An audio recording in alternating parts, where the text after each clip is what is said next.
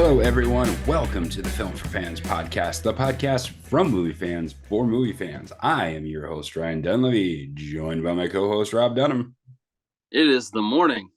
It is. We're recording on a Saturday morning instead of our often Friday afternoon time slot. But there's still plenty to talk about with regards to movies. And we have an excellent show, as always. We will, of course, break down the box office, tell you what's in theaters this week, and we're going to talk about movies we wish would come back into theaters. So that will be fun. All right, let's get to it. All right, Rob, box office. 2 weeks in a row, The Nun 2 takes home the number one slot. A bit of a surprise, I would say, to me in that it did still have its 55% drop off from week 1 to week 2, which is, right on average for a movie. It did 14.5 million, but that was enough to beat out new entrant in the box office, A Haunting in Venice, which did $14.2 million in its opening weekend. The Equalizer Part 3 in its third week did $7.2 million. That movie's up to 73 million. It's a pretty good amount for that. My Big Fat Greek Wedding in week 2 had a 52% drop off, 4.7 million. And rounding out the top 5, the mainstay Barbie was a $3.8 million in its 9th week in the box office. $625 million. All right, Rob. Good. That is pretty good. Yeah. What do you make of box office results so far today? I probably shouldn't be too surprised at the not only having a 55% drop, but I think that does surprise me a little bit. But I also am surprised by The Haunting in Venice not making more. Mm-hmm. I think I'm a little surprised by both ends of that equation. What do you chalk that up to? Because I would have thought, 14.5 is not a massive hurdle to clear for a new movie, especially one that's the third in a series, that the series has been well received. So what do you make of the fact that A Haunting in Venice only did 14.2? I'm kind of wondering if they definitely marketed this as they marketed this less as like the third movie in that series and more as a scary movie. Yeah. So I'm wondering if the marketing did not reach the audience that they were hoping it would reach. Yeah. I would guess there's less of a crossover between people who are interested in a quote like horror / scary movie than the people who are interested in the classic whodunit genre. Even though this one supposedly includes, some classic whodunit stuff, but it takes a horror angle to it, a scary movie angle to it.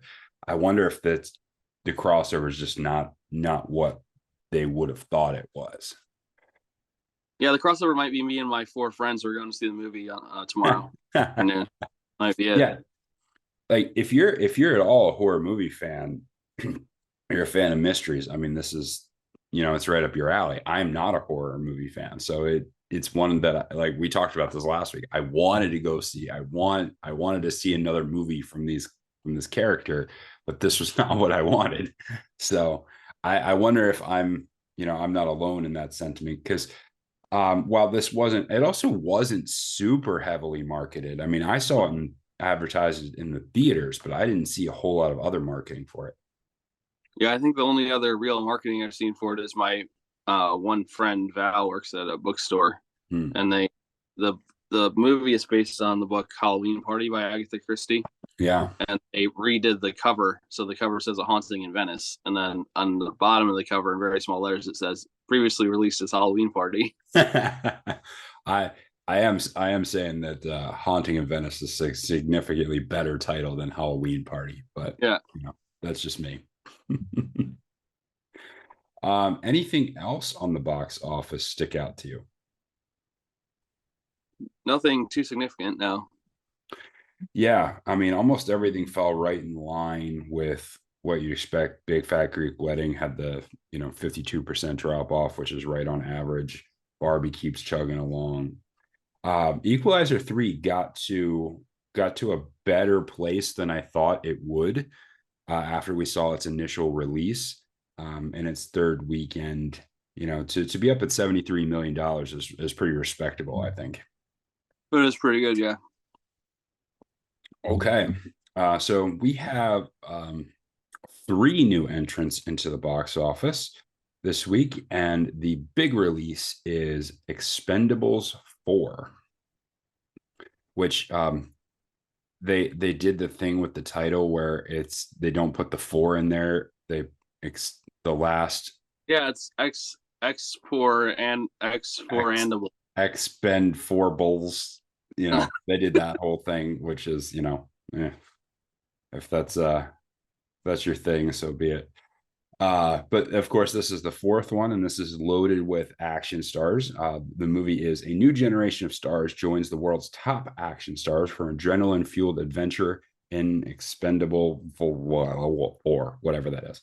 X4. Reuniting, yeah, reuniting as a team of elite mercenaries, Jason Statham, Dolph Lundgren, Randy Couture, Sylvester Stallone are joined for the first time by Curtis 50 Cent Jackson, Megan Fox, Tony Jaa, Iko Uwais, Jacob Scipio, Levi Tran, and Andy Garcia. Andy Garcia, how did he get in there? Anyway, armed with every single weapon they can get on their hands and the skill to use them, the Expendables are going to give new blood a whole new meaning. So basically, a little bit of a turning of the page on this one. You got a few of those guys are back from the first three movies, and a new cast of characters joins them. Yeah, my only thoughts are when I hear action movie, I certainly first thing that comes to my mind is Megan Fox. Also, I I didn't know, realize Fox was still a thing. I know, right? I don't know if it ever really was, but After the first Transformers movie, I yeah, think like a couple minutes. yeah, for a couple minutes, you're probably right there. Um, so we'll get into them in a moment. But the second one is It Lives Inside. So we got another horror movie coming out here. Sam, an Indian American teen, lives in an idyllic suburb with her conservative mother and assimilated father. Sam's cultural insecurities grow due to her estranged friend Tamara, who mysteriously carried around an empty mason jar all the time. In a moment of anger, Sam breaks Tamara's jar and unleashes an ancient Indian demonic force that kidnaps Tamara. Sam searches for Tamara, following the trail of a young man who's performed a deadly ritual until a demonic entity starts targeting her, murdering her boyfriend, and shattering her reality with terrifying vision.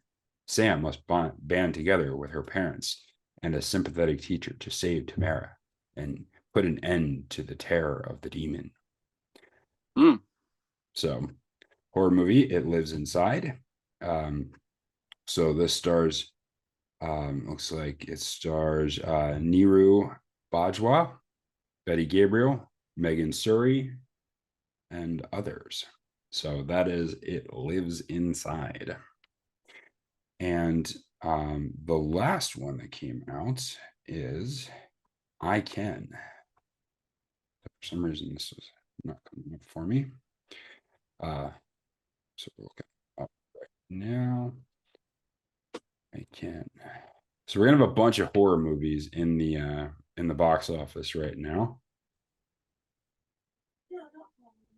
So looking up I Can.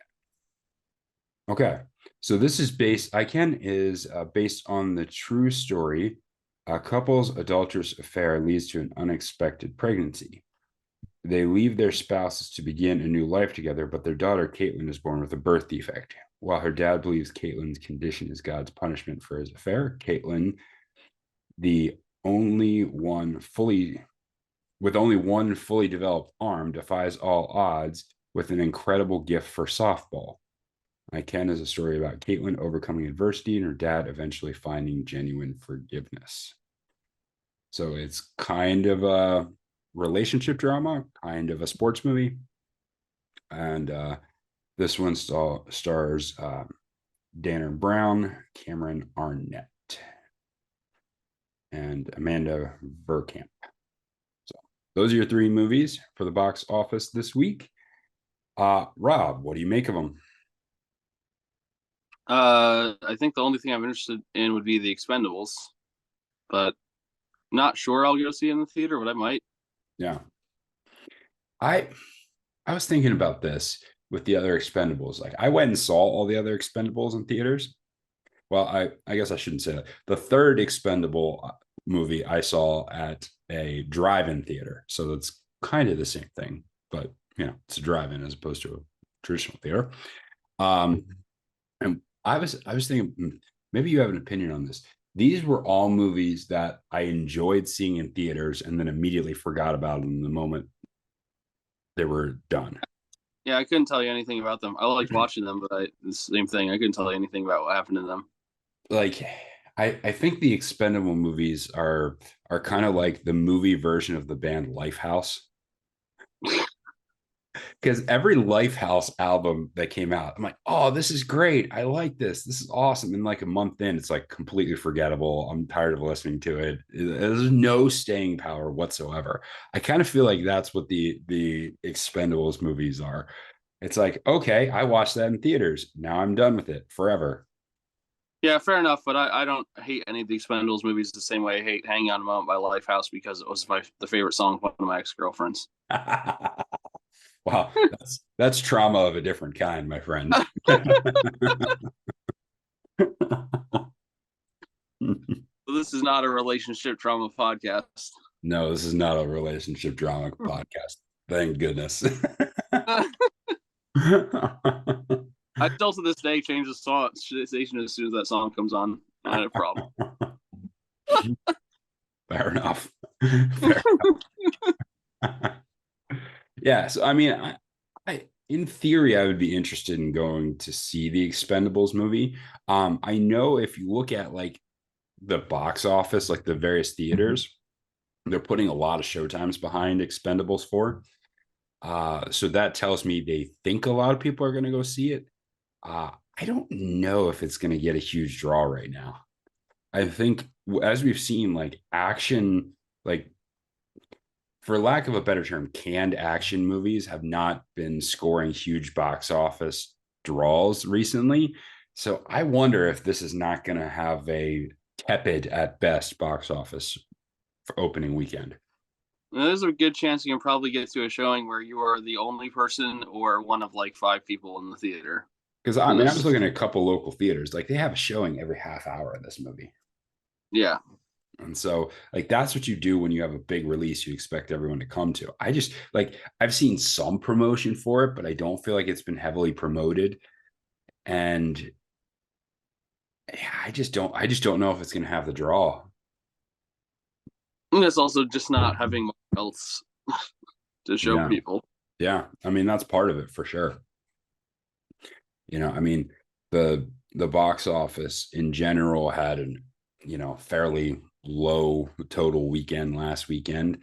On the other side of it, like it is pretty much by itself and in a category in terms of like it's the only new action movie.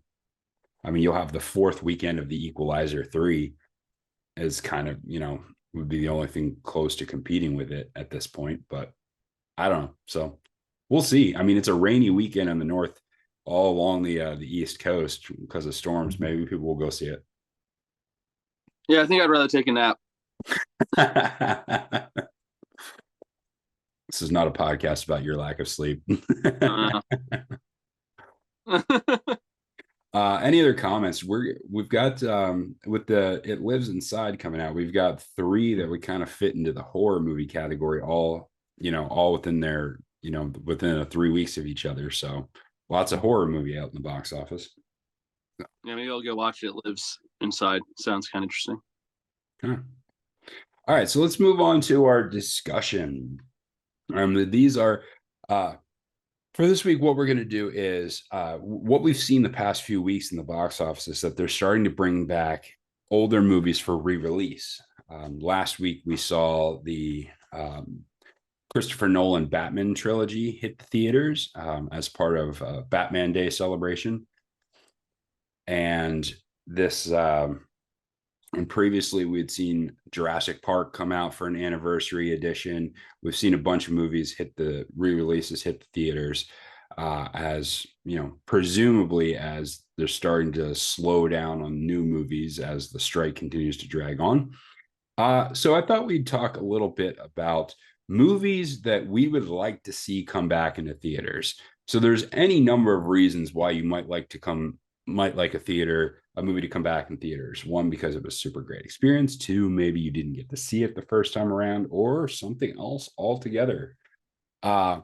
So Rob, were you able to come up with some movies?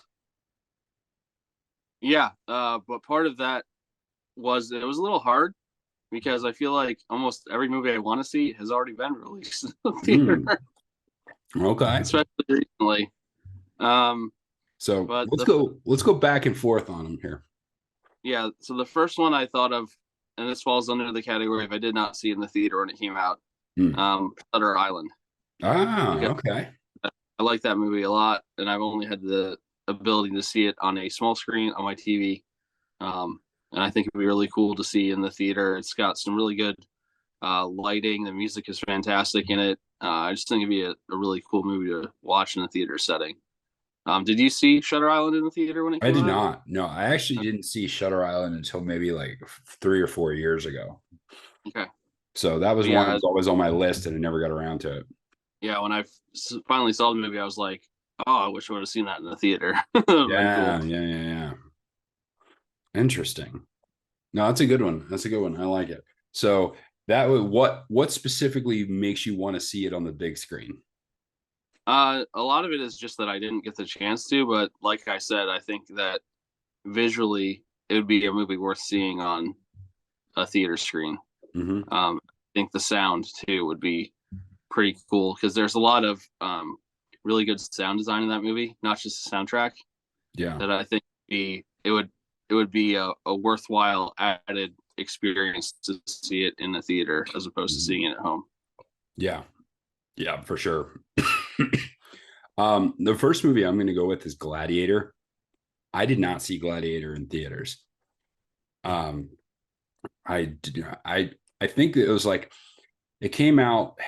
I don't know why I didn't see it in theaters, frankly, but I didn't see it in theaters, and so that just the epic nature of that movie, the visuals, the sound, the getting to see shots of the Roman Colosseum in its full glory, the way they were able to portray it. I mean, really, just I mean, we did like two podcasts maybe last year sometime on Gladiator and how amazing that movie is. But having never seen Gladiator in theaters, and it's just it's unreal how how well that movie would look on a big screen. And so I would love for the chance to be able to see it in theaters. I think they should re-release Gladiator. Hmm. Yeah, I also did not see it in the theater. In fact, I didn't see it ever until last year, as you recall. Yes, but now he has, and it's well worth it. All right, what else you got? So the second one I would want to see has already been re-released in the theaters as a special edition. Would be The Empire Strikes Back. Oh, yes. Okay. Uh, this is my favorite Star Wars movie, and the one I've watched the most. We had the VHS of it when I was a kid, and I think I watched it about 1,000 times. Oh And yeah. it would just be really cool to see in the theater and see the AT-ATs storming the ice base on Hoth in giant form. That would be really cool. Did you say that one is your favorite Star Wars movie?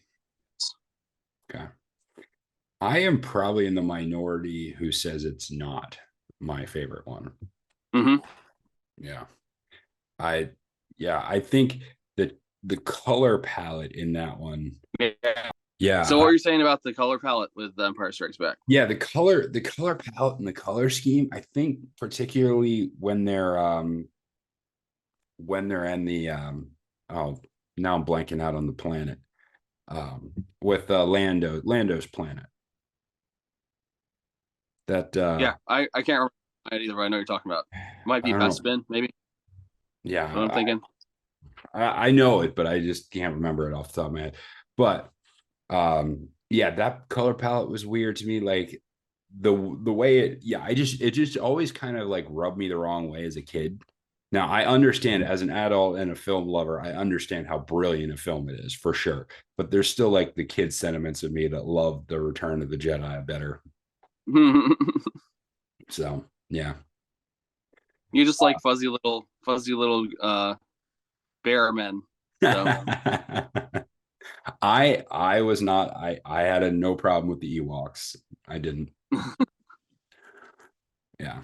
So okay. Awesome. The next one for me is that I really want to see. I really would love to have seen in theaters. That I hope they would re-release is Skyfall. mm, This is another one that I mean, I did see this in theaters, but again, just the visual landscape of that film is so amazing. And I would love to be able to go see it, especially in IMAX, if they could bring it back in IMAX.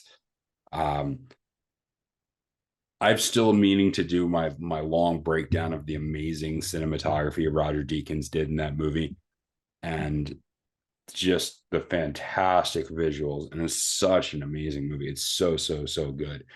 To be able to see it in theaters again would be awesome. So I absolutely want them to bring back Skyfall. yeah, I've just been thinking that I need to watch that again soon because one of the radio stations we play at work, the theme from Skyfall has been added to it. So Mm. every time I hear it, I'm like, I need to watch it again. Yes, that's a really So good theme too. maybe this weekend and check it out again, but not in the theater, unfortunately. Yeah. Uh, I was thinking about this too. There are very few movies anymore that do proper title sequences. You know, you know, always the Bond movies do them. Most of the Mission Impossible movies do them. David Fincher movies are known to have them. The one for Seven is legendary. Also, The Girl with the Dragon Tattoo has a good one. So that's another David Fincher film. But yeah, not many movies roll with the proper title sequence run and the visual and the song and all that sort of stuff. So yeah, Skyfall, definitely want to go see that again. What do you got? My last one is one that I never saw in the theater. I'm not. I think it's been re-released at some point. I'm sure it will be again. The Shawshank Redemption, Oh yes. just Mm-hmm. because it's a movie and I was 11 when it came out, Yeah, so I did not see it in the theater. Obviously, yeah, yeah, for sure. And you know, just to be able to, I mean, we talked about this a number of weeks ago, like the amount of amazing films that came out in the 1994 in particular, but that couple years, like 93, 94, 95 was like, I mean, you could almost consider it a golden era of dramatic cinema. I mean, incredible. Some of the best films of the modern era came out in that period of time. Really incredible era of filmmaking, and Shawshank Redemption possibly king among them. mm-hmm. So yeah, that would be fantastic to see in theaters for sure. Um, I'm gonna go with I'm gonna go a little bit off the uh, off the radar here with my third one, and I'm going with The Great Escape. mm. The Great Escape is a fantastic film. It was done in the 60s, and it's about World War II. There are so many great World War II movies that were made in the decades that immediately following World War II, partly because they still had all the gear around. So it was very easy to do. And it was before the era where war movies were incredibly gory. And you can talk about whether that's a good thing or a bad thing. I mean, I think they both have their place. But this film, all-star cast, it had Steve McQueen in it. It had um, Now I'm blanking out all the other actors. It had Michael Caine in it. It had a bunch of really big time actors for that time frame. And it's basically a movie about um, and this is based on a true story where the Germans took all the POWs they had who were the best escape artists who managed the most escapes of their POW camps and put them all in the same camp. And with the strategy of, you know, we'll put all our rotten eggs in one basket and watch the basket closely. And then they proceeded to dig a giant tunnel out, and like 100 of them escaped and we're running around the German countryside. But it's a really very very cool movie about how they pulled all this off. So it's part like heist film feeling, it's part like spy film, it's part drama. So it's a really really good movie. But I would love to just be able to see a movie from that era that has that kind of legacy in theaters. Yeah, I was in my negative 20s when that came out, so I definitely did not see that one. I know, I hear you. And to my knowledge, I don't know. I mean, it's a known film, like it's a known as a classic film, but I don't know if I've seen a films of that ilk re-released in theaters. So Mm, I'm not sure if anyone's ever done it, but there might be opportunity if anyone wants to take it up because we may have a dearth of movies to see here in the new year. mm-hmm. All right. So you got anything else for this one? I do not.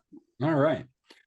So if you have specific films you would like to see return to theaters, drop us a message in the comments section and let us know what movies you'd like to see re-released in theaters. Now we'll go on to our watch list. Movies that we've watched over the last week and what we thought about them. Rob, what'd you watch? So I had a very long week, starting with an entire weekend at a racetrack. So Mm. I didn't watch anything this week Mm. because I didn't really have any time. That's just the Slacker, oh reality of man. life sometimes. But I'm going to see A Haunting in Venice tomorrow, so Okay, there you I'll go. have a report next week. Yeah, yeah, yeah. Did I report on seeing Gran Turismo last week? I believe so. Yes. Okay, Yep. so I don't need to do that one. All right. I saw a couple of movies this week. One of them I rewatched The Usual Suspects, and of course the classic Bryan Singer movie. Again, that's a similar era as what we were talking about earlier. This came out in 1996, and it's just not a movie that gets made much anymore. Um, and the whole Kaiser Soze thing, the whole, you know, Kevin Spacey is amazing in this movie. He really is. And, Kevin Spacey was a great actor. And, aside from other things, but he really was a great actor. And his role in this one was really, really well done. And if you have not seen The Usual Suspects, I would highly recommend it. So that was the one I watched, and now I'm forgetting the other one. Um, Einstein and Eddington was another one I watched recently, but I think I talked about that last week, didn't I? Yeah. Yeah. Yeah. So I think I might have just watched The Usual Suspects. I don't have my phone in front of me to log all of my where I normally log all of my movies. Oh no, no, no! I rewatched The Prestige. Mm. I rewatched The Prestige. I was listening to another movie podcast called All the Right Movies, and they did like a 2 hour breakdown of The Prestige. And I'm like, oh man, yeah, it got me in the mood to see the movie again. So I definitely went down the road of seeing The Prestige again, and it is, as much as Christopher Nolan is known and legendary, I don't think The Prestige gets enough run for how amazing a Mm. movie it is. He did this one in between Batman Begins and The Dark Knight, and this one just it was kind of the last one that he did of like kind of a somewhat lower budget, smaller scale film.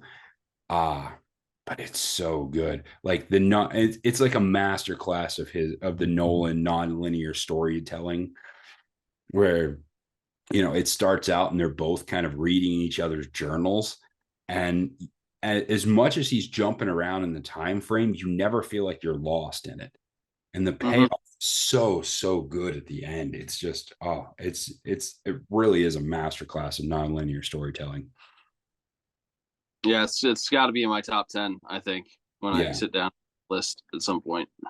yeah, and the performances are just amazing. The performances, especially from Jackman and Bale, are incredible. you know, and how their rivalry just continued to escalate and grow, um and how they represented kind of two different ilks, because you had Angier, who was like the classic showman, and but wasn't as talented a magician. And then you have Borden, who knows, who has the commitment, who's got all the chops as a magician, but has no idea how to dress it up and be a showman. And so like those two interacting with each other and countering each other and trying to escalate off each other, it's really incredible. All right, you got anything else, Rob? I don't. I'm looking forward to actually seeing movies this week.